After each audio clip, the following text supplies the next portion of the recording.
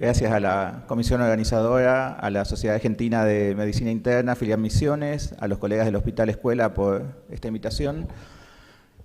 Celebro enormemente y la verdad me llena de alegría que podamos tener la primera jornada conjunta entre medicina y enfermería. Allá por el año 2011 me invitaron a mí a tomar parte de lo que es la gestión del Hospital Escuela de Agudos como jefe de la área crítica, cargo que estuve durante más de 2 años, y en ese momento ya teníamos este sueño de empezar este trabajo interdisciplinario y decíamos, lo discutíamos mucho y hablábamos de esto de que si el trabajo en la sala, si el trabajo con el paciente se va a dar entre varias disciplinas, la formación tiene que darse entre disciplinas, porque tenemos que hablar el mismo idioma, tenemos que saber tomar las mismas decisiones, estar guiados por los mismos principios. Entonces, es un paso gigante el que estamos dando con esta jornada de poder trabajar juntos y poder discutir juntos entre médicos y enfermeros. Bueno, a continuación de lo que hablaba Manuel, con quien ya estuvimos hablando por teléfono estos días y viendo que estábamos en la misma sintonía, quiero continuar un poquito en lo que es, en esto que es la seguridad de las personas hospitalizadas desde el momento de que ingresan, desde la internación, y ver desde nuestra visión, desde nuestros marcos teóricos de la enfermería, qué podemos aportar también, ¿sí? ¿Por qué hablamos de seguridad? Y esto no se los voy a contestar yo, se los va a contestar el Sergio de hace 20 años o 22 años que tiene esta foto. Cuando yo comenzaba a trabajar, el primer lugar donde entro a trabajar cuando yo me recibo es el Hospital de Pediatría, Servicio de Lactancia, y tuve la suerte, buena o mala, de que mi disposición de comienzo de trabajo sea el día 20 de mayo. ¿Por qué digo la suerte? Porque por lo menos para los prepandemias, sabíamos que el 1 de junio empezaban todos los nuevos residentes. Entonces yo había empezado 10 días antes y los chicos, los R1 que llegaban, pensaban que yo era un enfermero con mucha experiencia, porque yo ya estaba cuando ellos llegaron y yo estaba así una semana. ¿Qué pasaba? Ellos venían todos y me consultaban a mí y yo no tenía idea y tenía que salir corriendo a buscar información, lo cual a mí me exigía muchísimo. Bueno, en eso pasan 1 o 2 meses, mi adaptación al servicio, me pasan al turno noche. Al turno noche reciben, ¿sí?, un paciente, yo estaba en el servicio de lactancia, que era un servicio donde se internaban los bebés de 40 días a 2 años, y bueno, a medianoche se interna, pasando medianoche, me dicen que había ingresado un paciente y ponen un niño con una bronquiolitis, ¿sí?, que recibieron de la guardia, con un poco de dificultad respiratoria, todavía saturaba bien, no necesitaba oxígeno, pero se lo veía ahí un poco lábil. Dormía bien, pero no se alimentaba porque cuando succionaba se agitaba. Entonces, bronquiolitis moderada, se decide internar. La médica, residente de 2.º año, a todas luces se la veía no cansada, agotada, no sé cuántas guardias llevaba, y me hace las indicaciones y me pone, bueno, reposo, posición semisentado, control de signos vitales, aspiración de secreciones, lo que ya sabemos por una bronquiolitis, y al momento de indicar la alimentación, comete un error en la indicación que pone leche entera, 200 mililitros cada 3 horas, y en vez de poner por sonda nasogástrica, pone por vía endovenosa venoclisis, ¿sí? Cosa que yo, ya teniendo un par de meses ahí, me hizo ruido porque la leche no va por vía endovenosa, pero también tomar la responsabilidad de decir, bueno, a ver, voy, consulto, pasaba justo otra médica y le digo, esta indicación no está bien, ¿no es cierto? No, me dice por sonda, que listo. Se brindaban todos los cuidados, le pasamos la leche por sondas, pidamos las secreciones, etc. 5 de la mañana, la médica que hace las indicaciones viene a hacer una ronda y me pregunta cómo están los pacientes, qué sé yo. Y yo le digo, sí, no, la paciente que usted ingresó está bien. Le digo yo, cuando usted me autorice, le voy y le retiro la vía. ¿Qué vía? Me dice. Si yo no le indiqué vía. Sí, le digo, fíjese, usted indicó leche entera por vía endovenosa por venoclisis. Se puso pálida, le dio taquicardia y ni Usain Bolt pudo correr en esa velocidad hasta la habitación para ver si realmente le habíamos pasado la leche por vía endovenosa. ¿Qué pasa si es cierto? Fue un error en la indicación y un error lo puede cometer cualquier persona, más estando cansado, ¿sí?, más estando a medianoche, en posguardia, en varias guardias. Ahora, ese error podría haber sido fatal o no, y depende de este trabajo en equipo, de que yo conozca también lo que estoy haciendo, cuáles son mis competencias como enfermero, cuáles son las cosas a las que debo ir y cuándo tengo que plantear la duda o cuándo tengo que ir a decir, bueno, fíjese porque me parece que esta indicación no está bien, ¿sí? Entonces, un poquito, ¿por qué hablamos de esto? ¿Por qué hablamos de seguridad? Dice Cristina Cometo en el 2011, las fallas, las deficiencias y los errores en la atención de salud pueden tener consecuencias devastadoras, dice, tanto en las personas como en las familias, debido a lesiones, daños, enfermedades y muertes relacionadas con estas causas, ¿sí? Entonces, es importante que todo el equipo de salud, desde el director del hospital hasta el personal que ingresó ayer, todos estemos comprometidos con la seguridad del paciente desde el día 1, desde el día que pisa el hospital hasta el momento que está saliendo, ¿sí? ¿Por qué hablamos de seguridad? Porque en este gráfico que por ahí todos conocemos, que es la pirámide de Maslow, ¿sí? Donde establece cuáles son las necesidades que tenemos las personas, inmediatamente después de las necesidades fisiológicas, que son comida, agua, descanso, etcétera, ya las necesidades que vienen son las necesidades de seguridad y protección. Nosotros como personas, como seres humanos, para lograr potenciarnos, para desarrollarnos, necesitamos estar seguros, y no solo estar seguros en estándares objetivos, sino también sentirnos seguros, que es otra cuestión, ¿sí? Porque, como decíamos, porque somos humanos, ¿sí? En estos 100.000, 200.000 años, desde que salió el primer Homo sapiens hasta hoy, fuimos evolucionando, fuimos aprendiendo, fuimos cuidándonos y fuimos aprendiéndonos a cuidar unos a otros, ¿sí? Pero justamente esta humanidad también nos lleva a otra cuestión, y que es el error, ¿sí? Los humanos somos falibles de equivocarnos, todos. Absolutamente todos los que estamos acá nos hemos equivocado alguna vez en la vida. Algunos nos hemos equivocado mucho y algunos somos una máquina de cometer equivocaciones, ¿sí? La cuestión es que este error dentro de la profesión, dentro del desempeño y dentro del cuidado de las otras personas puede ser muy grave. Entonces, sabemos que existe el error, pero tenemos que tratar de minimizarlo en cuanto a prevenirlo y que haya las menores oportunidades de cometer el error. Si yo de este error aprendo, ¿sí? De este error me doy cuenta de lo que pasó, implemento, instrumento, nuevas medidas, voy a hacer que este error no se vuelva a cometer. Ahora, si solamente sucedió un error, nadie lo vio, lo tapo, no lo registro, no se lo cuento a nadie, y probablemente yo mismo u otros colegas u otras personas vayan a seguir cometiendo los mismos errores y van a seguir poniendo en riesgo la vida del paciente.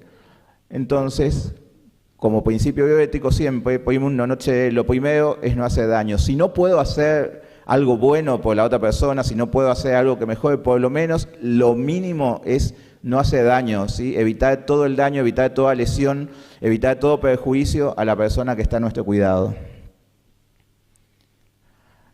Y esto es lo que le decía hoy, si bien hay estándares y medidas y datos objetivos que nos hablan de la seguridad del paciente, tenemos que entender que la seguridad también es un concepto singular, subjetivo y cultural.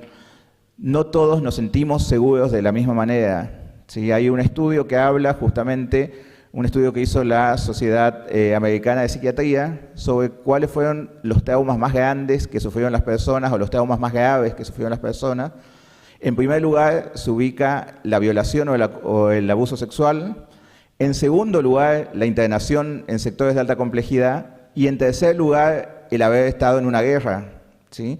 O sea, las personas se sienten más seguros estando en guerra que estando internados en un servicio de terapia intensiva de alta complejidad.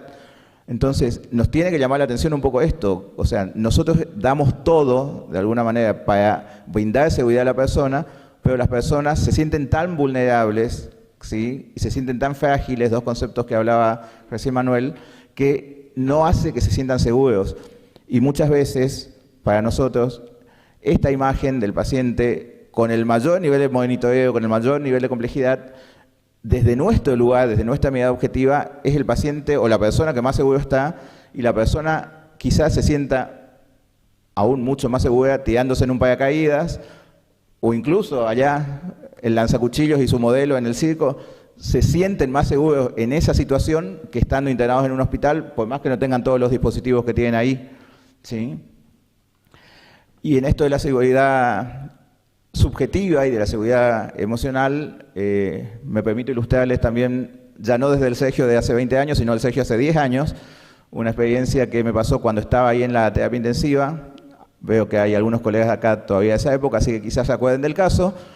Habíamos tenido un paciente, un traumatismo, politraumatismo por accidente de moto, había sido amputada una pierna, estuvo muchísimo tiempo, aparte trauma torácico, trauma de cráneo, había estado casi un mes internado con nosotros, muy mal, y por todo lo que se hizo y por todo lo que se fue dando en el proceso, el paciente empezó a recuperarse casi milagrosamente, ¿sí?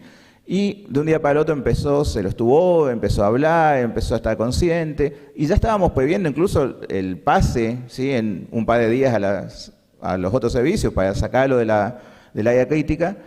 Cuando llega un día a las 7 de la mañana, lo primero que me dicen es: el paciente fulano no quiere hablar con nadie, el paciente fulano se quiere ir ya, quiere que lo saquen de la terapia, y se tapó y no habla con nadie. Bueno, voy a hablar, el paciente estaba tapado con la sábana hasta acá, o sea, metido, tapado toda la cabeza, ¿sí? Yo voy, le hablo, hasta que se destapa, fue el primer logro, y le digo: ¿qué pasa, fulanito, si veníamos tan bien con el cuidado, veníamos tan bien con la recuperación? No, yo me voy a ir, yo me tengo que ir hoy, y me tengo que ir ya. No, le digo, pero si seguimos así en este proceso, en 2 o 3 días vos te vas a ir, vas a pasar a la sala, después... No, me tengo que ir hoy y me tengo que ir hoy. Bueno, a ver, contame por qué te tenés que ir hoy. Porque yo ya sé lo que hacen ustedes, me dijo. Bueno, contame qué hacemos nosotros entonces. Ustedes a la noche matan a los pacientes. Y ya sé que esta noche me toca a mí, por eso me tengo que ir hoy, me dice. Ajá, bien, bueno... ¿Cómo sabés que esta noche, cómo sabés que matamos a los pacientes y cómo sabés que te toca a vos? Le digo yo. No, porque yo ya sé, me dijo. Anoche entró la doctora, ¿sí? Y apenas entró, yo escuché que dijo bien fuerte: a vos te voy a matar. Y después la misma doctora se tiró encima del paciente que estaba acá en la cama de al lado y lo mató, me dijo. Por eso la cama está vacía ahora. Y encima la misma doctora... Después a la mañana estaba pasando cama por cama y señaló mi cama y dijo: y hoy le toca a él. Bien. Desde su visión y desde su percepción era clarísimo lo que había pasado, ¿sí? Entonces, bueno, le digo, voy a averiguar qué pasó, empiezo a hablar, quién fue el médico que estuvo ayer, quién fue el enfermero que estuvo anoche.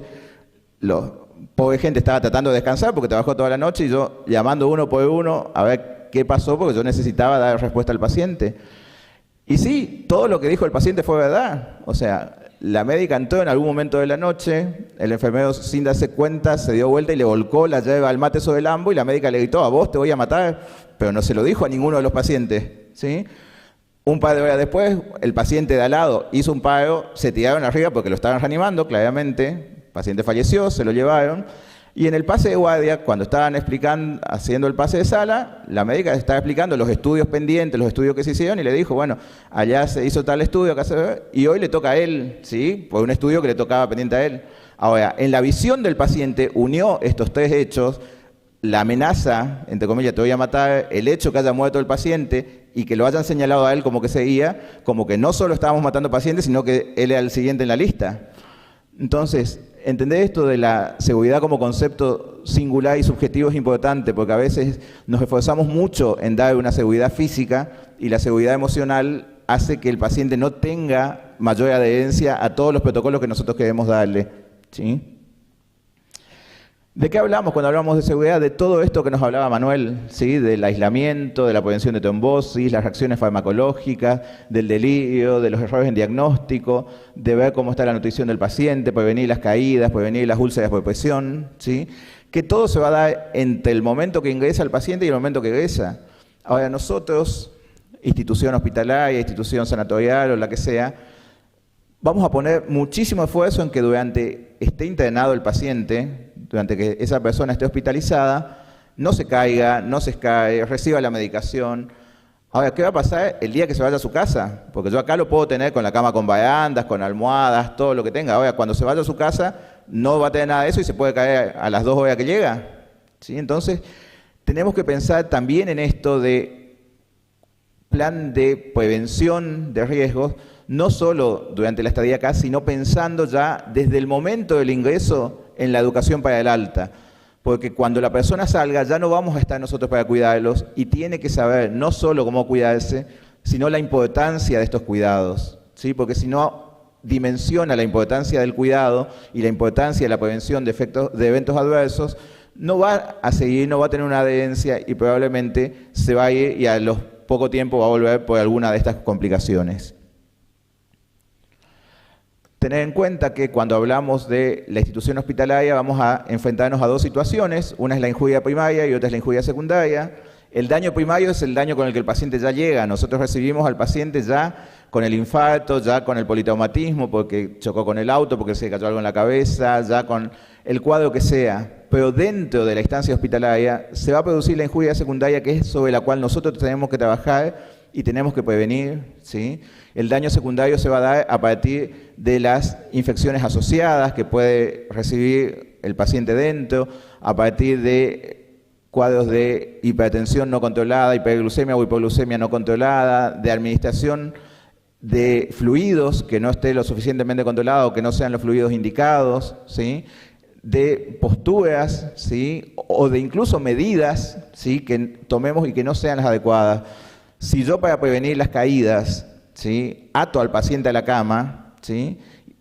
Como única medida, y probablemente el paciente no se vaya a caer, pero va a terminar con lesiones en las manos, en los pies, con escalas por presión, ¿sí? Aumentando el riesgo de delirio, ¿sí? Entonces, ver que este daño secundario es el que se produce dentro de la institución y el que somos nosotros quienes debemos trabajar para prevenirlo. Desde enfermería voy a nombrar muy brevemente a 3 de nuestras autoras. A quien ven acá, para quien no conocen, es Florence Nightingale. Florence Nightingale es considerada como la primera enfermera porque fue la primera que escribió algo sobre enfermería, no porque antes no se cuidaba a la gente. Ella va como enfermera en la guerra de Crimea al hospital de Scutari y se da cuenta en su momento, apenas llega, ¿sí? Era una mujer que había estudiado mucho de matemática y de estadística, se da cuenta que se morían muchos pacientes, pero no como ella esperaba. Ella esperaba que se mueran los pacientes que tenían heridas de bala, heridas de arma blanca, y los pacientes no se morían por eso. Se morían por diarrea y se morían por mocos, tos, neumonías, ¿sí? Entonces, lo que plantea Florence fue un cuidado muy sencillo. Separó ese hospital de campaña en lo que fueron llamados pabellones, ¿sí? Y por un lado puso los que estaban solamente con heridas sin ningún tipo de síntomas, por otro lado los que tenían síntomas respiratorios, por otro lado los que tenían síntomas gastrointestinales, y destinó personal específico para cuidar a cada uno de los lugares, haciendo de alguna manera algunos de los primeros inicios de los aislamientos, ¿sí? Y de esa manera logró bajar sustancialmente la mortalidad en ese hospital. A partir de ahí se comienza, ¿sí? A trabajar con la teoría del entorno, que es esto de prestar atención a todos los cuidados infectológicos, ¿sí? Que de alguna manera empiezan ya por 1850 en este momento. A quien vemos acá es Madeleine Leininger, es mucho más contemporánea, falleció hace poco, ¿sí? Hace 10 años, y es una enfermera antropóloga, en la cual trabajamos mucho lo que tiene que ver la teoría de la universalidad y la diversidad de los cuidados culturales. ¿Qué nos dice Leininger? Nos dice que el cuidado es único, ¿sí? Porque todos nos cuidamos, pero que a la vez es diverso porque cada uno nos cuidamos de determinada manera distinta, ¿sí? Cada uno dentro de nuestra cultura, dentro de nuestra historia, aprendimos a cuidarnos de una manera distinta. Y si preguntamos hoy, probablemente acá ya todos con una formación académica, pero hacia afuera, ante un mismo síntoma, cada uno reacciona distinto y cada uno tiene distintas acciones, ¿sí? Entonces, el prestar atención a estas prácticas de cuidado cultural son muy importantes, ¿sí? Cuando hablamos de cuidados culturales son justamente estas prácticas que hacen, que aprendimos en nuestra historia familiar, en nuestra historia social, que hacen que nos cuidemos de determinada manera. Y a partir de ahí, esta misma autora propuso lo que es el modelo del sol naciente, ¿sí? En el cual lo que ella nos plantea es iniciar nuestra valoración, ¿sí? Cuando ya empezamos a hablar de la seguridad del paciente desde el momento 1, en lo que tiene que ver con los factores que modifican o que guían a los cuidados de la persona. Y nos habla de los factores tecnológicos, los factores religiosos y filosóficos, los factores sociales y familiares, los factores políticos y legales, económicos, educativos, etcétera. ¿Por qué es importante esto? Porque muchas veces nos pasa de que, bueno, tenemos una persona que ingresa por un debut diabético, ¿sí? se le dan todos los cuidados, se le hace la planificación, se vaya a su casa con insulina, ¿sí? Y no se fijó previamente si tiene en su casa la capacidad de mantener la insulina con la cadena de frío, porque a lo mejor no tiene la DEA, ¿sí? O, como nos pasó una vez, se hizo toda una gestión desde el hospital para conseguirle una pequeña heladera, porque sabíamos que no tenía heladera, y cuando se le da la heladera, el paciente dice, pero en mi barrio no hay luz eléctrica. Entonces, tenemos que conocer a dónde estamos mandando al paciente para que pueda tener esta continuidad del cuidado y que no lo ponga en riesgo, porque yo lo puedo tener 5 días, 7 días, 10 días hospitalizado, pero en algún momento el paciente diabético tendrá que ir a su casa y tendrá que seguir con su tratamiento y tendrá que seguir haciéndose los controles, administrándose la insulina, haciendo la dieta, ¿sí? Ahora, para que tenga una adherencia a todo esto, yo tengo que conocer cuál es su situación de vida y cuáles son las prácticas de cuidado para poder sobre esto trabajar, ¿sí? Y después lo que nos dice también Leininger, una vez que valoramos esto y conocemos las prácticas de cuidado, tenemos 3 caminos, ¿sí? Tenemos 3 caminos. Una vez que yo sé cómo la persona realiza su cuidado personal, tengo 3 caminos. Uno es mantener esos cuidados, ver cuáles de esas prácticas de cuidado le hacen bien y estimularlo a que siga cuidándose de esa manera. El segundo es negociar esos cuidados, ver cuáles de los cuidados no están tan bien, pero pueden mantenerse. Entonces decir, bueno, esto que estás haciendo así, podés seguir haciéndolo, pero de esta manera. Esto que estás comiendo, bueno, podrías modificarlo de tal y tal manera para que sea mejor, ¿sí?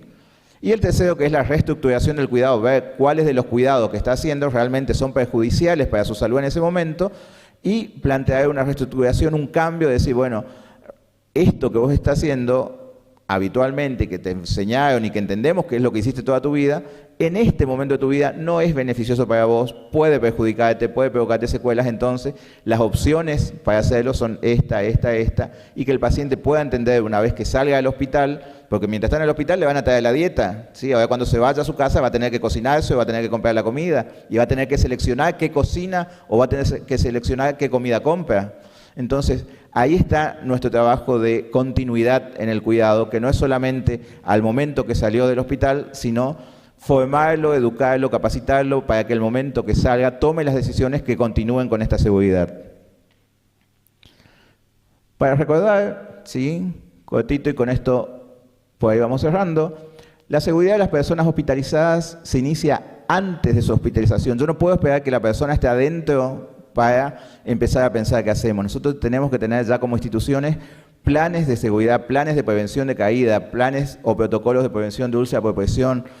Tenemos que tener las checklists que decía Manuel, tenemos que tener todo previsto, ¿sí? Si vamos a tener aislamientos, ¿sí? Entonces, la seguridad comienza antes, no comienza cuando él ingresó, porque hay o debería haber una planificación previa a la hospitalización del paciente. La educación para el alta inicia desde la hospitalización. No es que, bueno, cuando falta 2 días para el alta, cuando vemos que se puede ir del alta, vamos a empezar a pensar qué le enseñamos. No, la persona ingresa al hospital y yo ya tengo que estar pensando cómo y cuándo va a salir y que para el momento que salga tenga las capacidades, ¿sí? Para poder cuidarse en su casa, para poder cuidar a su familia. Y las medidas de seguridad tienen que mantenerse después de su hospitalización. Está todo bien con que lo cuidemos para que no se caiga mientras está hospitalizado, pero tiene que saber qué hacer para no caerse cuando está en su casa, ¿sí? Si no, va a tener la cama con barandas y bueno, tendrá que llevar la cama contra una pared para que no se caiga a un lado, poner almohadas del otro o poner algo que lo sostenga, ¿sí? Pero tiene que seguir, tiene que haber una continuidad, porque si no, el paciente hoy lo damos de alta y en 1 o 2 días lo tenemos de vuelta porque no pudo continuar sus cuidados. Es importante conocer las prácticas de cuidado cultural de cada persona y sus grupos familiares. Si yo no sé cómo se cuida previamente, yo no voy a poder guiarlo a cómo seguir cuidándose, ¿sí? Una persona que toda la vida realizó la higiene o la alimentación o lo que sea de determinada manera, yo no puedo ya imponerle algo de golpe de un día para el otro. Tengo que conocer lo que estuvo haciendo, cómo lo estuvo haciendo, por qué lo hizo así y a partir de ahí plantearle las alternativas que sean mejores para su salud. Las prácticas de cuidado pueden ser, como le decía, mantenidas, negociadas o reestructuradas y eso va a depender mucho de la valoración que hagamos y del tiempo que le dediquemos a educar a este paciente y a esta familia. Tengo que valorar que la familia también comprenda, porque si yo estoy sacando a un niño o a un adolescente que hace una diabetes tipo 1 y que tiene que volver a su casa y yo al niño le trato de explicar con 10, 11, 12 años que no tiene que comer determinadas cosas, pero en la casa todo el día hay Coca-Cola, hay papas fritas, hay torta, y probablemente el niño le va a ser muy difícil tener adherencia a este tratamiento. Entonces es la familia la que tiene que cuidar y tiene que acompañar y tiene que ser parte también de estos cuidados en el postoperatorio. Y por supuesto, las instituciones de salud tienen que mantener un sistema de respuesta no punitiva a los errores, ¿sí? Si nosotros al chico le castigamos cuando comete un error, pero no le enseñamos, y el chico, la próxima vez que cometa el error, lo único que va a hacer es esconderlo y no contarlo. Lo mismo nos pasa a todas las personas en todas las profesiones. Tenemos que aprovechar el error para aprender, tenemos que aprovechar el error para diseñar nuevas estrategias que nos lleven a que no se cometa el error. Pero solamente si un médico, enfermero, kinesiólogo o quien sea personal del equipo de salud comete un error, se suscita un efecto adverso y lo único que hacemos es sancionarlo, ¿sí? No estamos favoreciendo una cultura de la seguridad, sino todo lo contrario. Estamos favoreciendo a que la gente después no reporte los errores y que si se cayó el paciente y nadie lo vio, lo levanten a la cama, lo tapen y lo dejen ahí sin haber hecho la denuncia, sin haber hecho los estudios, sin haber brindado los cuidados. Siempre, ¿sí?, los errores nos tienen que servir para aprender y la cultura del error nos habla de que no tenemos que ser punitivos, sino utilizarlo esto para potenciar y mejorar nuestros servicios y mejorar la seguridad del paciente.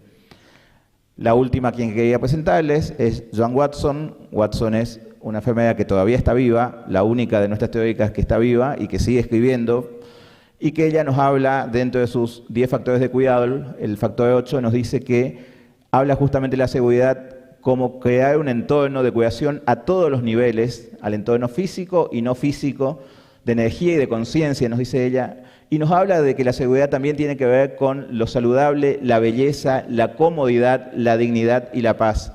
Si nosotros brindamos todas las medidas de seguridad, pero el paciente no se siente seguro, ¿sí?, en su percepción no se siente seguro porque tiene 10 alarmas sonando en el oído y 20 catéteres metidos por todo el cuerpo, y probablemente esa seguridad que estamos buscando es una seguridad para nosotros y no una seguridad para el paciente, porque el paciente va a salir de ahí y va a ser la peor experiencia de su vida, ¿sí? Decía Agustín de Hipona, San Agustín conocido también, equivocarse es humano, perseverar voluntariamente en el error es diabólico. Que nuestra labor médica, nuestra labor enfermera, nuestra labor como equipo de salud sea justamente brindar seguridad a las personas y aprender de los errores para que cada vez podamos hacer las cosas mejor. Gracias.